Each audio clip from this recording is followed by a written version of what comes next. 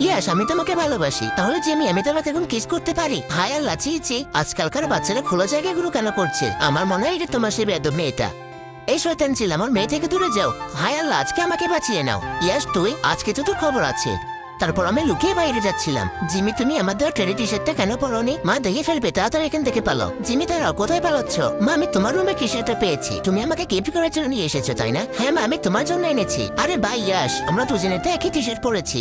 তুমি যদি আমার হাজবেন্ড হতে তাহলে কত ভালো হতো। খুবই বাজে হতো। শয়তান মহিলা, তোকে একটা থাপ্পড় মারবো। তোরা মা আমি এসব করে বেড়াস নাকি? তারা দুজনে ঝগড়া করছিল আর আমরা পেছন থেকে দুজন পালিয়ে চলে যায়। তারপর একদিন ইয়াস বেলকুনি দিয়ে আমার রুমে চলে আসে। এই নাও জান, আমি তোমার জন্য পুরো দোকান লুট করে নিয়ে এসেছি। ওরে বাপরে, মনে হয় তোমার মা চলে এসেছে। আর তখন আমি বিছানায় নিচে লুকিয়ে পড়ি আর অল্পের জন্য আমি বেঁচে যাই। মা, জিমি অনেক ভালো মেয়ে, আর এর জন্যই আমি তাকে বিয়ে করতে চাই। আর তখনই মা আমাকে মারতে যাচ্ছিল। অনেক ভালো সিদ্ধান্ত নিয়েছে বাবা তুমি। সত্যি আমরা দুই পরিবার আগে থেকে সিদ্ধান্ত নিয়েছিলাম তোমাদেরকে বিয়ে দিব। আর এতদিন আমাদের অভিনয় ছিল। পরবর্তী পাবো দেখতে হলে কমেন্ট করো। আর তোমরা কে ভিডিওতে লাইক সাবস্ক্রাইব করো না।